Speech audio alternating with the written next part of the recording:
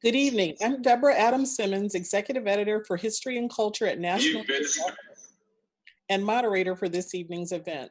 Thank you so much for joining us for this important conversation. For those in the screening room, thank you for watching the film. And for everyone joining us on YouTube, if you haven't seen LA92 yet, it is also streaming for free on YouTube. As the tagline for LA92 says, the past is prologue.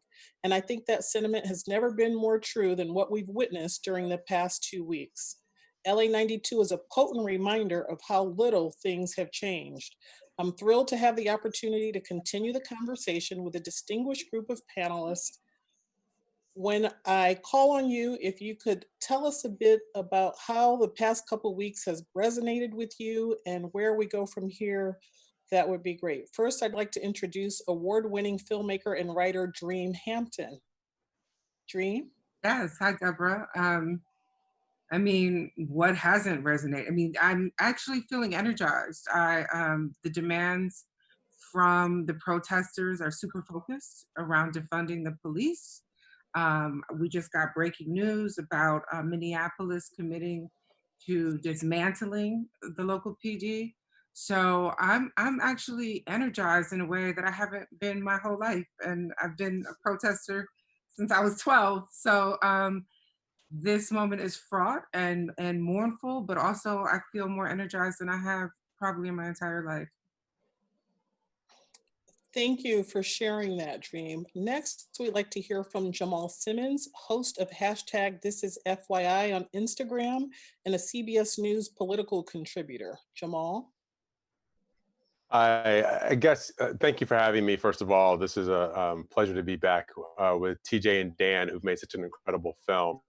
This is, this is a remarkable moment. Those of us who've been involved in politics, sort of the electoral side of U.S. politics for a long time, the Trump presidency itself is such a watershed moment. But for me, it's energized, as Dream just said, about the people who've taken to the streets, the amount of protests taking place, but also incredibly frightened and frightened for the future of the country by watching what Donald Trump did in this last week by literally putting military forces on the street and without provocation attacking domestic protesters. I've been all over the world, both when I worked for the White House and I worked for Bill Clinton and in private capacities. And, the United States goes around the world telling people how to behave and what the military should do and policing, and watching what happens on our streets when peaceful protesters go out and they are attacked by armed forces. It's just something that, I never thought that I would see.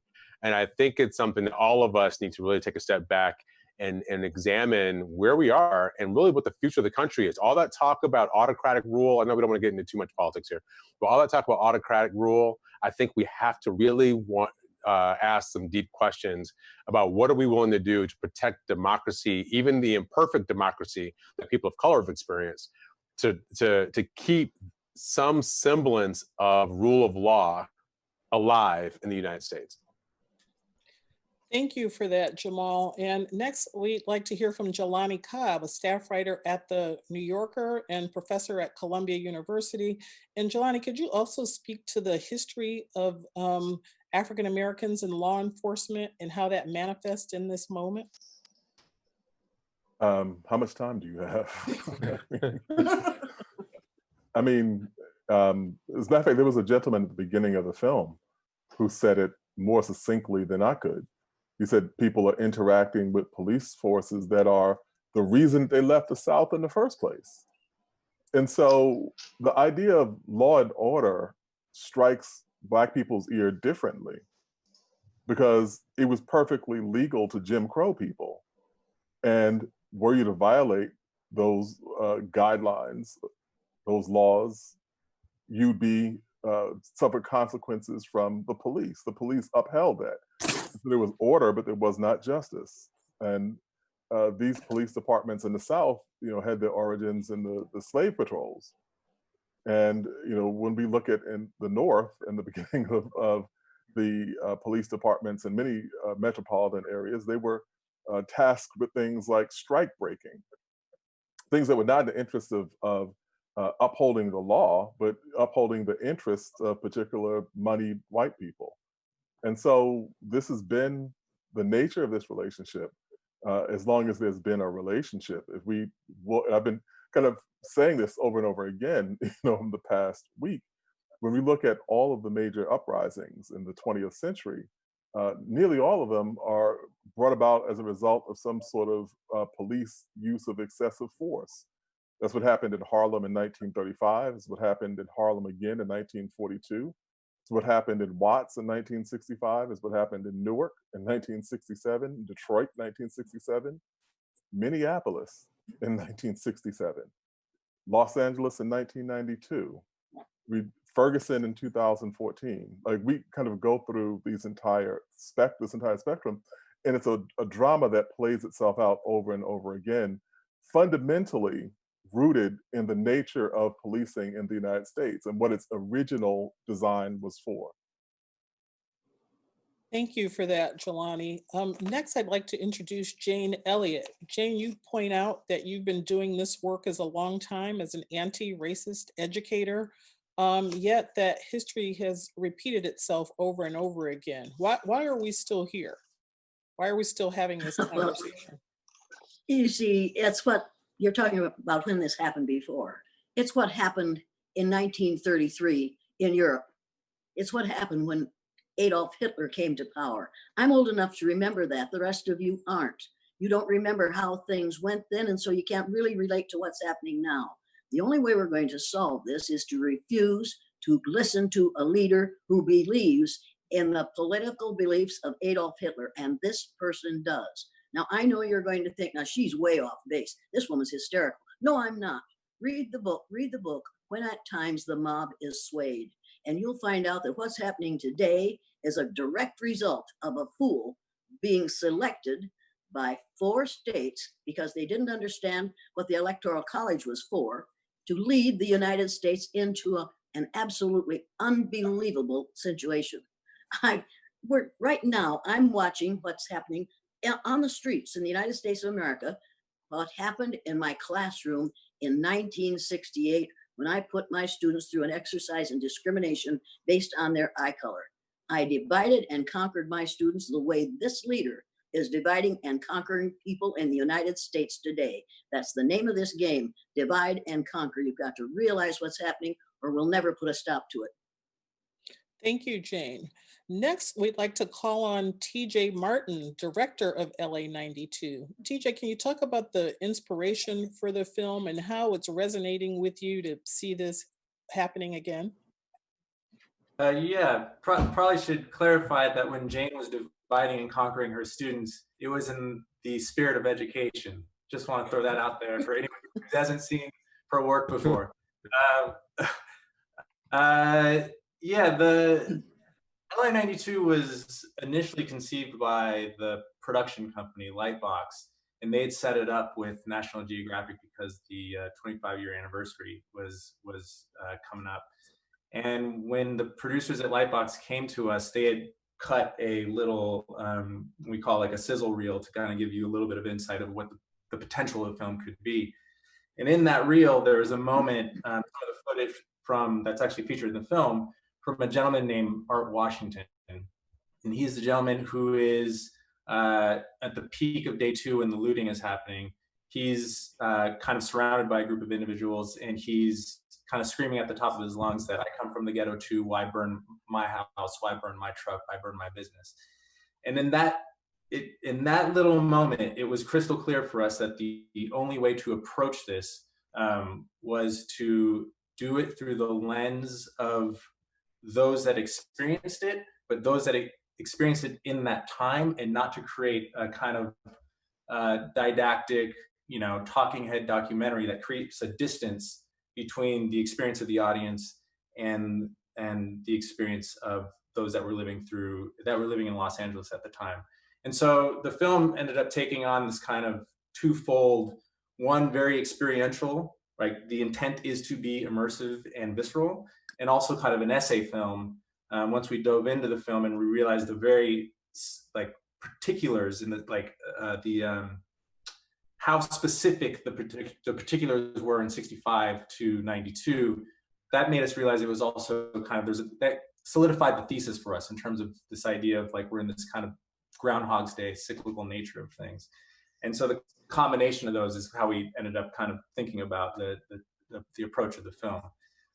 As far as what's going on now, to be quite honest, I'm still kind of processing. You know, Dan and I, as members of some form of media or the creative community, we work in optics, and I don't have that much hope, to be quite frank, because part of what I feel like I'm witnessing is, you know, in the world where everyone's a brand, I can't get a sense of where people's true allegiance is and their own understanding of what the conflict is. Because if you just post a Black Lives Matter sign, that kind of like, that alleviates you of any understanding or any ability to empathize with the true pain that's going on. So I feel like I'm still kind of processing the optics of it all. And I'm a little disillusioned by it, to be 100%. Thank you for that. And finally, we have director Dan Lindsay. Dan? Yeah, I mean, I directed the film with TJ, and I think he summed up our experience pretty well. Yeah, in terms of how I'm processing what's happening right now, I guess somewhat similar to TJ. I think of myself kind of as like a hopeful cynic, if that's even a thing. I'm somewhat, yeah, the optics are hopeful. It's good to see the amount of people that are out in the streets and the diversity of those people. But you know, as our film shows, there was a lot of that in '92. A lot of goodwill, a lot of people coming down to South LA to help clean up, and a lot of initiatives started. You know, the Rebuild LA stuff that came out of Watts in 65 and the same plan that came out in 92, they both fell apart. In fact, when we were researching the film, we tried to find the actual post report from Watts in 65, and you can't even find a physical copy of it anymore. There wasn't even one in the city archives, just as a great kind of metaphor for what happened. So yeah, I guess I'd take the long view, and I'm hopeful, but the cynical side of me wants to see things in action. Thank you, Daniel. So I want to swing to you, Jamal, and ask you, how can we influence policymakers to bring about lasting change? You know, I wrestle with this question a lot because I listened to one of the people who I appreciate the most in politics, Barack Obama, and he says, you know, go out and vote. And I'm somebody who spent most of my adult life trying to convince people to go out and vote. And I got to tell you, I think voting is the first stop on the path of change. I mean, maybe voting is the second stop. The first stop is organizing and getting people out in the street to sort of make your case. The second stop is voting. The third stop to me has got to be making change in people's real lives. You got all these corporations. I've had 3 or 4 phone calls from people who advise corporations asking me, what should those companies do? The first thing I say to them is tend to their own gardens, right? Like these companies have to look inside and say, do we have African Americans on the board? What does our African American leadership, what does our leadership team look like? Are there African Americans here? And when they're here, do we listen to them when they speak? The last thing you want to do is go out and talk about how woke you are. And the first call people make is to an employee. And the employee is like, they don't care about this. You know, they never, that's just lip service. So if we don't change the economic position of Black people in the United States to the power structure, I think we're going to keep going back and forth through this cycle, because I'm not confident that just changing people's kind of social impact about how they think about African Americans is going to work. African Americans need the ability to, if you have Black businesses, they will hire Black workers. If you have people who live in communities who are who have economic power in those communities, they will be able to go to tables of power and say, here's what we want. And then there will be an impact or a result, a negative result, if the African American community doesn't get what it wants. So I think at some point, there's got to be both politicians who have receptive ears. They've got to be people who are organizing and staying on those politicians' asses to make sure they do what it is that they promise. And there's got to be an economic change so that Black people can take care of themselves and advocate for their communities in the boardrooms where real decisions get made in America. Thank you for that. And Jelani, I would ask you the same question. Where do we go from here? That's hard to say.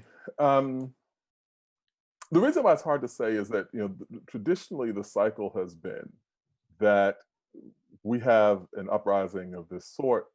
They put together a Blue Ribbon Commission. The Blue Ribbon Commission tells them something remarkably similar to what all the previous Blue Ribbon Commissions have said. If you read the Kerner Commission report, read the report out of Baltimore after the riots after King's death, read the Newark report, which I've done, is the 10-volume report in the Rutgers Library. Read the Harlem report from '35. They all say the same things. They say that policing is the spark, but merely the spark. But none of these uprisings happen because of policing. They happen because of the whole complex of socioeconomic subjugation of all the failing institutions. When I went to Ferguson, people talked to me about schools. They talked about Michael Brown, but they also talked about schools. They talked about housing. They talked about unemployment. They talked about the entire slate of ways in which the state was failing and failing their communities in particular. And so that's the traditional way that this has played itself out. I have some hope, however, that that might not be, that if there's a moment there where you can make some change or some difference, perhaps this is it. I don't want to be cynical or skeptical, unduly skeptical. And I think one of the things that's heartening is that much of the heavy lifting in this has been done by white people. I saw, mass turnout in Minneapolis, a place that has a Black community, but not a huge one. It's not a place that you think of when you think of the major metropolitan areas with Black populations. And something happening in Minneapolis, and there were people in the streets furious in Salt Lake City. Salt Lake City? Really? Oh, okay. I'm looking around to see what else is happening here. And so I think that there has been, perhaps because of the particularly brutal nature, and I'll just say this really quickly at the risk of going on, we've seen lots of Black people die on film, on video. We've seen lots of Black people die at the hands of the police. We saw Philando Castile, we saw Eric Garner. And in each of those instances, there was some way that people were able to convince themselves to give plausible deniability to what we all knew what had happened. And to say that lots of white people go, oh, this was a mistake, or this is not representing something systemic, or there's some more to the story, and to give yourself the kind of comfort to not know that there was a kind of abject corruption and brutality operating within these police departments. But not now. For almost 9 minutes, each moment when someone could have made a decision to do something different that would have saved Mr. Floyd's life, they opted not to. And that's commitment. And it took 9 minutes for this man to die. And people have to just sit with that. There's no excusing it. There's no talking around it. And so we're looking at this and saying, your eyes are wide open. Your pupils are dilated. Welcome to the reality that we've been living with since we were sentient as Black people. Thank you for that, Jelani. Dream, I'd like to shift to you and talk about how can we support the protesters who are out there, particularly the young people who have taken up this cause? Yeah.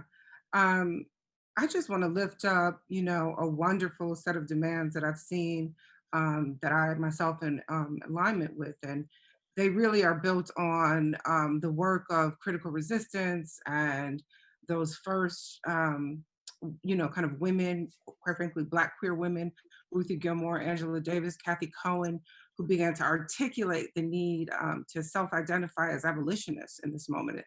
Just like the word radical, that became somehow a word that, maybe we shouldn't use, as if Frederick Douglass wasn't an abolitionist. And one of those demands we hear again and again on the streets, and that's to defund the police.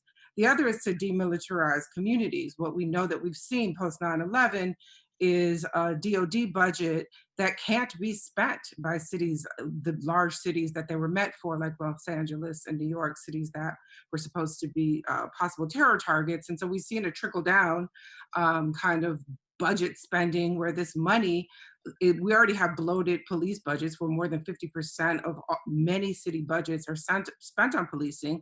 But we also have this separate federal fund that still exists from Homeland Security. So when St. Louis, back to Ferguson, which Jelani just invoked, rolls out tanks on his people. By the way, so did Oakland during the Oscar Grant uprising, the protests against Oscar Grant's killing. When their police officers are in Kevlar vests, and you have Army veterans, I can remember this clearly in 2014, tweeting that they didn't have that equipment. You're talking about the militarization of our police. And so they're calling for the demilitarization of police. They're calling for remove police from schools. LAUSD just did a successful campaign, student-led campaign, to get police out of their schools. LAUSD had police in their schools because in 1992, a kid brought a gun in his backpack. I know this because we did an episode on this in my series, Finding Justice. The gun fell out, went off, hit no one. And ever since then, those students have been treated like they're going through TSA every morning that they come to school, including random searches, which weren't at all random. Free people from prisons and jails, that's some lifelong work of mine. Repeal laws criminalizing survival, and that has to do with all kinds of street survival work. Invest in community self-governance, provide safe housing for everyone, and invest in care, not cops. So I think that we have a new generation, that, Martin Luther King talked about that racism's ultimate logic is genocide. And I think that we understand, and we have always understood, that that is what's at stake.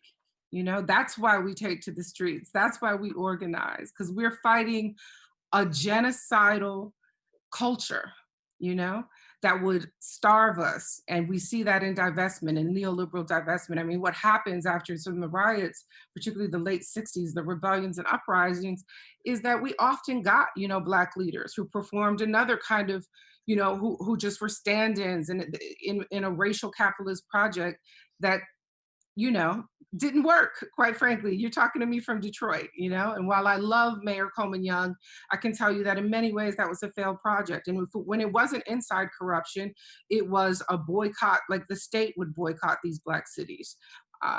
So, this is about narrative, and I know that later we'll come back and talk about that. But, I'd also like to offer, Jane, I know you were there to witness that fascism rising up in Germany, and we see it all over the globe in this moment with the US being the epicenter.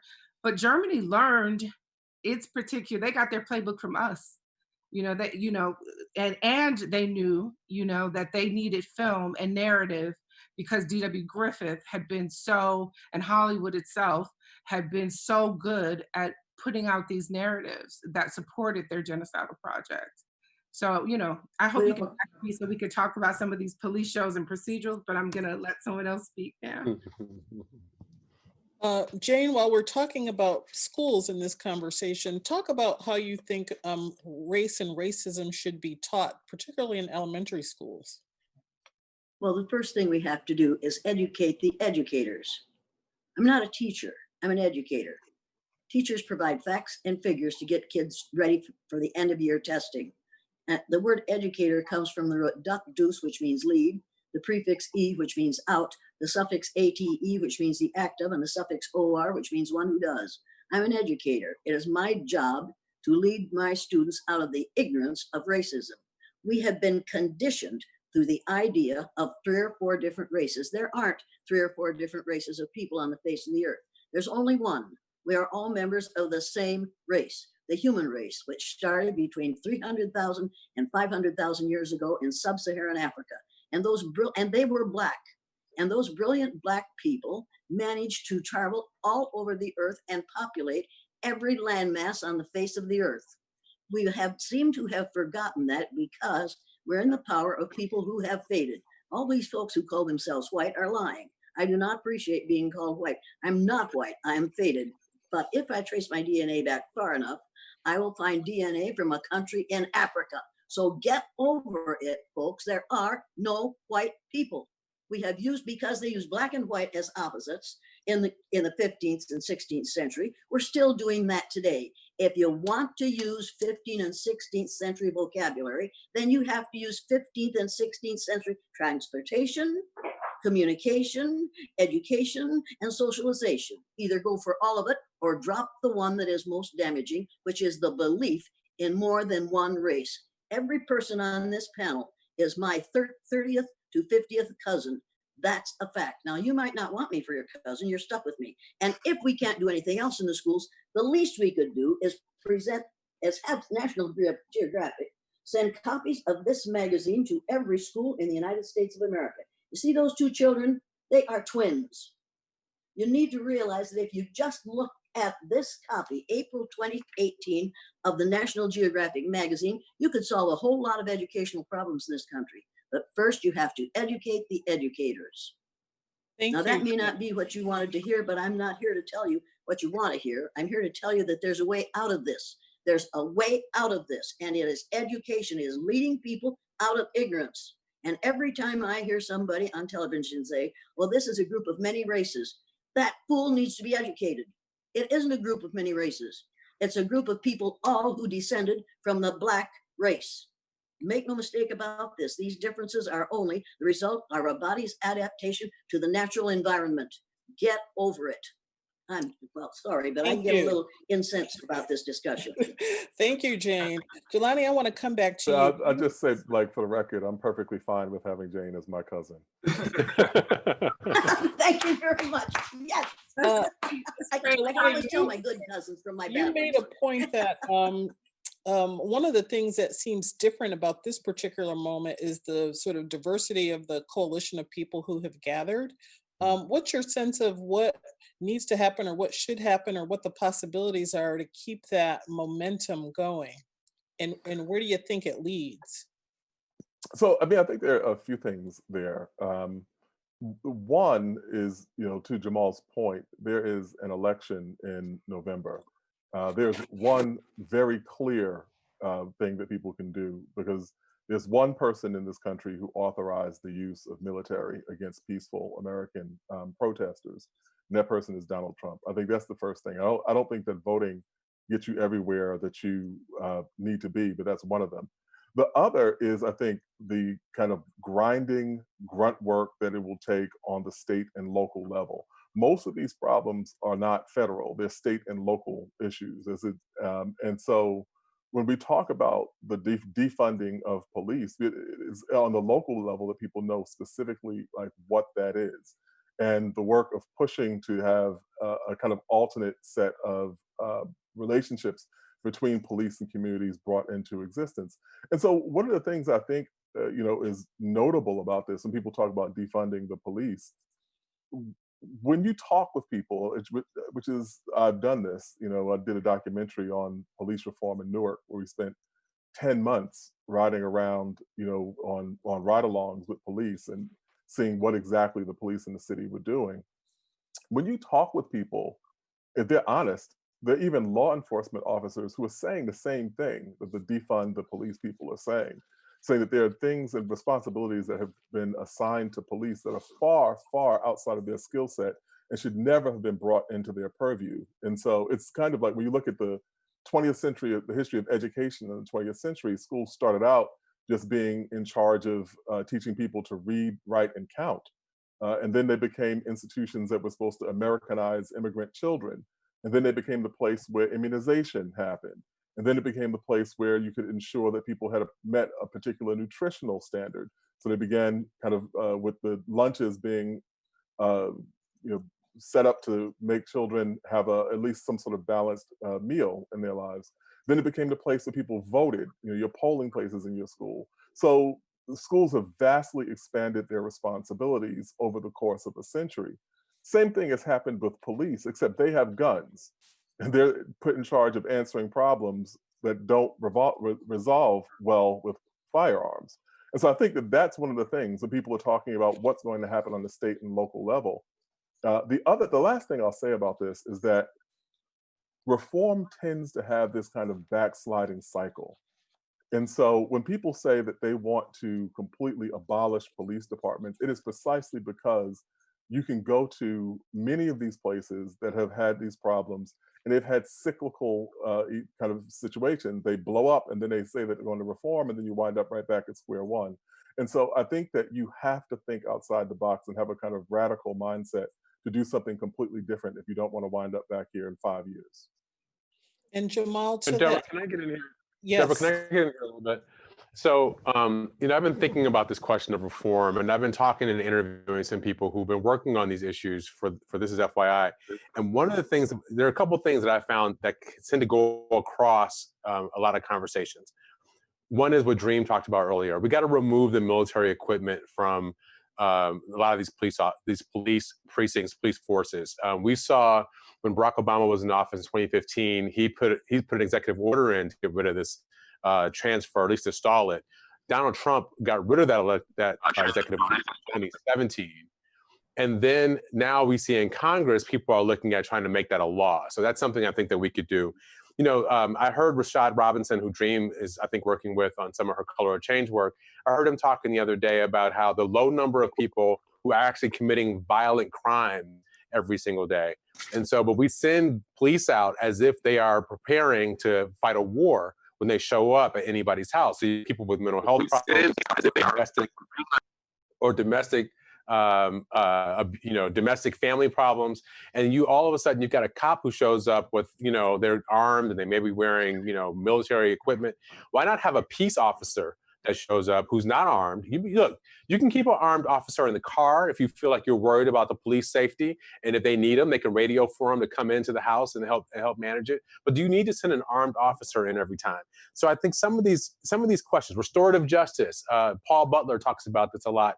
Do we have to send everybody to jail every time they commit a crime? Sometimes we may be able to have some other ways to deal with these criminals other than just sending people to jail to learn how to become better criminals. So I think if we reimagine, people talk about defunding police. I would use a phrase like, let's reimagine policing, right? Let's think about what we really want the outcomes to be for people. And then let's reimagine what we can do with all the money that we're spending. And we can, take some money away from cops, but we could also spend money in ways that actually are going to be more beneficial, including the last thing I'll say, which is mental health services for police officers. Because these guys and women have got to be suffering from PTSD. And there's got to be some way, and certainly there's some bias in place. There's got to be some way we can take care of them. If you're concerned about cops and you're concerned about systemic racism, I was listening to someone say today that the systemic racism problem is impugning all police officers. I have the exact opposite impression. I think we talk about systemic racism, it's the system that's the problem. And these individuals are operating inside the system. That's how you end up with Black officers who are committing crimes against Black people, because they're in a system that has a problem with Black people. So we've got to figure out a way to reimagine that system so that it takes care of people and creates peace for people and not just punishes them. Thank you for that. Dream, you're actually involved in quite a bit of work that is reimagining policing at the community level. Can you talk about some of the work that you're doing across communities and that you're familiar with?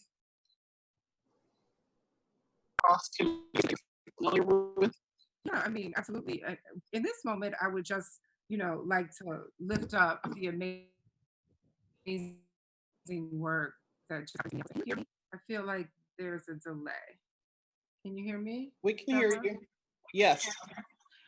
So local organizations like Black Visions, Reclaim the Block, MPD1 Minneapolis, where we just got this announcement that the city plans to dismantle the police department. I mean, when Jamal talks about mental health, the police unions, which are the only union standing. We've had a generations-long attack on labor.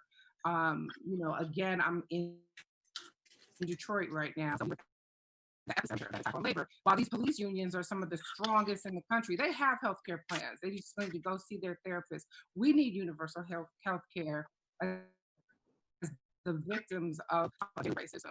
I think about Latasha Harlins, you know, back to your film, Daniel, and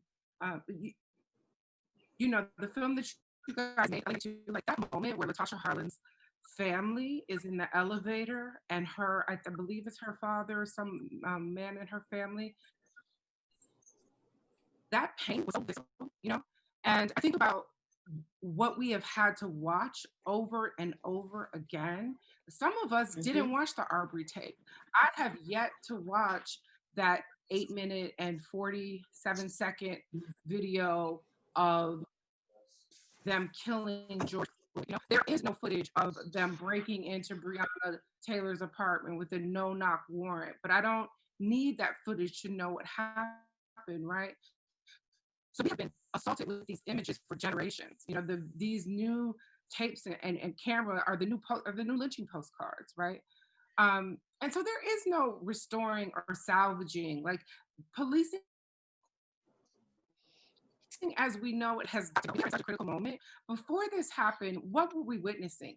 We were witnessing the abject failure, in many ways, the collapse of this government. Like, we are not allowed in most countries right now. I am not a mile away from the Windsor border. If I wanted to go to Canada, I couldn't. I mean, maybe I could come up with some underground plan like my ancestors did and get on some underground railroads, swim across the Italy open, they don't want us. Greece open, they don't want us. Like, we were in many ways had a front row seat to the collapse. I'm afraid that it was going to collapse just due to like white male incompetence. I'm glad we kind of got in the mix with our demands and our outrage. So as this thing goes down, you know, we can get some of the credit. But you know, what rebuilding look like? It'll look like safety in our communities. They've never ever brought safety, and that really comes down to the narrative. You know, this narrative that we have is just wrong. And we get it from television shows. They don't have the top one. They're not in the top 10 most dangerous jobs in America. No. Go ahead, Jelani. No, I want to add to that. Right. We've had this conversation around police and policing, and one of the things that you always hear on the other side is that, you know, they risk their lives to protect us. But, you know, police are less likely to die on the job than commercial fishermen are, less likely to die than lumberjacks are. We don't have a dialogue around letting commercial fishermen do anything they want because they got us the salmon we needed. You know, we have an idea that, you know, there are risks. And then one of the other things that's really troubling is that when you look at the data on Black men in many American cities, the highest risk factor for being a victim of homicide is being Black and male. So in many instances, you're more likely to be killed just being a Black man living in this particular city than you are to being a police officer. So you have civilians with a higher likelihood of being victims of violence than police officers. We don't look at those communities in that way and say that these people are deserving of our respect, that they are brave people for being willing to go out and go to the store or any of the things that could result in a loss of their lives. And so because we have this narrative, and even beyond this, we don't have the same sort of narrative around firefighters who have equally, if not more risky job. And so it has been a particular kind of success of police unions to make this impenetrable ideal of the police officer as the only thing standing between you and chaos. And people have reacted accordingly, giving them more and more power. As we see, has been an accretion of power in police unions over the course of the decades. And that's exactly why. And so how do we reverse that? So, I mean, One thing we do is, oh, we can say Jane. one thing we do is stop showing that clip over and over and over again. White people think it's all right to show that, but what is that doing to young Black males and their mothers? we are saying to them with that show over and over, this is what can happen to you if you get out of line. And getting out of line as a Black child in school or on the street or when you're grown up, it's still, you don't have to do much to get out of line with the police in the United States of America if you're Black. I think that is totally insensitive to keep showing that thing. If you want to see it, let the networks put up, say to you, we have this clip. If you want to see it, Google it. But stop showing it day after day, hour after hour, minute after minute. We've all seen it now. Now let's do something to put a stop to it. This is, we've got to stop the psychological genocide in the schools, but we're also doing psychological genocide where Black children are concerned in their homes with what happens, what we show on television. We choose very carefully the things that we're going to put on television. And we are educating people in a very bad way with some of the stuff that we're putting on television. I'm really, you need to read what Marshall McLuhan said about television a long time ago. He said it would be the undoing of our sanity. And that's exactly what's happening. We are acting like fools because of what we see on television, and a leader that spends a lot of time on television saying racist, sexist, ageist, homophobic, ethnocentric things. Our students shouldn't have to hear that all day, every day. We need to turn that idiot box off and give these kids a book and say, today you will read for half an hour every day from now on. You will read, and you will read something that is real and that is historical instead of something that is fanatic and hysterical. Thank you. But I'm not opinionated. Remember. So I'd like to pivot and call on both TJ and Daniel to talk about the role that film can play in the conversation we're having, and particularly as it relates to amplifying the voices of the unheard. Yeah, I actually just want to piggyback off of what Jane was saying. I have a tremendous concern that we are being desensitized by it's becoming the new normal. Like seeing Black pain has become the new normal. And I think that's very dangerous and very problematic because we keep leveraging horrifying circumstances, and then Black pain becomes a trend. And then after that trend's done, we find ourselves in the same fucking conversation in about 5 years, 3 months, 6 months, 10 years. It's the same thing. I mean, I guess the question would be thrown back. I'm just curious. At what point do we actually start recognizing that this is primarily actually a white problem, or people that identify it as white? And at what point do we actually, that is the crux of the conversation in order to actually try to figure out some way of achieving a sense of equity? And I don't have the answers for that, because I certainly don't see people leveraging this situation to say, for a group of just white people to talk about themselves and look at themselves in the mirror and actually look at their past with shame, and then take that and say, I have to live with the shame for the rest of my life, and I'm actually going to take action for the rest of my life, not a trend, right? And I don't know, because I haven't seen examples of that. Daniel, you want to jump in here and weigh in on that question? The role of the arts in amplifying unheard voices?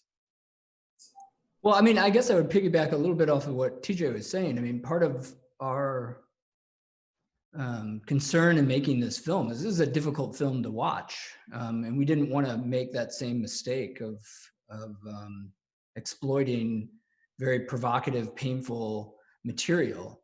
But how can we, and this is a question that I don't think has an answer. How do you use media to wake people up, to TJ's point, to wake up a portion of our country that is able, that looks like me, that is able to check out of the conversation when they want. I don't think that's that idea. I think is becoming, it's one of the good things about the kind of expanding role of media, the slow journey that Hollywood is taking towards trying to give more diverse voices, so that allows for a conversation to start. But like TJ was saying, where there's a fine line between that and exploiting pain, and yeah, and especially for people that, you know, that again look like me, that can check out of that conversation anytime they want. And so I guess I have a question that anyone on the panel can answer, and that's a question about why it has been so uncomfortable to talk about race and racism. And do you think we're at a moment where there's an open door to begin more sort of authentic conversations about racism? And Jamal and Jelani, I'm particularly interested in hearing from you. And Dream, if we can get your stable Wi-Fi, we'd like to hear from you as well. Dream, you want to get in here? Go ahead, Jamal. All right, I'll start then. So, wow. I mean, I think why are people uncomfortable? Because this is America, right? Like, this is race is a part of the founding, the blood of the democracy that we've always been trying to figure out how to manage. And so you've got people like my family and many of the people who are on this panel, who've been here longer than most people who identify as white have been in this country, but yet we get fewer of the benefits of the democracy that it is that we help build. And I think there are a lot of people, particularly when it comes to politics, who just don't want to hear about it, who live in some of the suburban communities. They think like, hey, you know what? I'm fine. I'm not racist. I think everybody ought to have their own shot. I think it's cool. But then we have the Amy Cooper situation in Central Park, where we see a woman who votes for Democrats, right, who identifies as a liberal or progressive. And when she's threatened, or when she feels threatened, or she feels like somebody who's Black has just said to her, can you follow the same rules that everybody else has to follow, chooses to use her whiteness and his Blackness as a weapon to try to get him assaulted by the police officers. I mean, to me, what happened in Minneapolis is the first tragedy to that family and that man. The second tragedy of the time period after COVID is that Amy Cooper situation. And I think all of us and people who identify themselves as allies have to look inside and say, wow, let me rethink what it is that's going on in my life and how I'm approaching the world. Because I think that's the story that many of us who have gone to elite institutions, who have been in the North, where they look down, but the college in the South. I lived in the South for years, did politics in the South. All my Northern friends look down on all my Southern friends as if the South is the repository of all racist behavior. And for years, we've been telling them that, what happens in the North is nobody calls you an N-word to your face. Just when you go in and get a job, they don't hire you. You go in and get a contract, they tell you to come right back. You go in to get funding as a Black woman who can only raise $100,000 or so for every $1.3 million a white guy can raise, and you figure out you just don't get the money, you don't get the investment. And that is the tragedy of America. When we talk about changing it, that's the change we have to focus on. What are the outcomes? Not just let's just educate people, not just let's just feel better about each other. Are we achieving outcomes where we have more parity and fairness in the society? And Jelani, you're going to have the last word. I'm not so sure it's hard to talk about race. It may be hard to talk about race with white people. Black people talk among ourselves about this every time we get off work. And so, but sometimes in the coat room. Sometimes in the coat room, right? Sometimes it's just a look. You pass a look to somebody, you know exactly what that person is talking about. But in more realistic terms, it's like you have to gauge whether or not you believe this person is actually invested in this, a conversation that does not paint them in a fortunate, in a necessarily an ideal light. And so there's only so much reality that the typical American, certainly the typical white American, can bear. And what I mean by that is that if you've been raised on a diet of mythology that said that you were the exceptional nation, the essential nation, that you were at the pinnacle of societal and democratic achievement, and that somehow or another your inheritance was all that was good and great in this world, and by default, the way you look is the standard for beauty, and the things that you think are believed to be the standard for etiquette and culture and so on, if all those things have been the passive inheritance of yours, and then someone tells you that this is based upon the exploitation of people and that your achievements in life, you've gone to college and worked hard and so on, that those things are your achievements, but they've also been underwritten by the tailwind you've gotten, the other people who've been held back. When people said that Black people couldn't go to the universities that you went to, or that your parents went to, or that we did not get the same sort of home loans that your family got, or like between 1935 and 1965, 98% of the loans the FHA approved went to white people. And the equity that went into those homes went down generationally. And we look at the wealth gap that is now correlates directly to race. And we start talking about the institutional building blocks that have disadvantaged one community to the advantage of another community. Who wants to hear that? Only a certain set of exceptional, extraordinary people, people of goodwill and formidable character, are prepared to have that conversation and then think about what is incumbent upon them as a result of it. And I think that's why it's been difficult to have those kinds of conversations. May I respond to that? What you are calling mythology is lies, outright lies. This isn't mythology, this is lies. We lie deliberately to keep lighter skinned people on top and to deny the truth. You don't remember, as I do, when they ask, I'm sorry, shut up, Jane. Thank you, Jane. Thank you. We are out of time. Really, we could go on for another hour, so we'll have to look for another opportunity to have part 2 of this conversation. I just want to thank everyone for joining us tonight, and particularly the panelists. We encourage you to do your part to support actionable change. Jamal talked about voting, but we also want to point out that our parent company, the Walt Disney Company, has taken the first step in terms of actionable change and has donated $5 million to organizations working on social reform. If you are able, if you could make a donation, volunteer, or support organizations on the front lines, including the NAACP Legal Defense Fund and the Equal Justice Initiative, their websites will be on the screen shortly, and National Geographic will continue to cover these events on nationalgeographic.com. Thank you very much for your time. Everyone have a good evening. Thank you. Thank you. Thank you.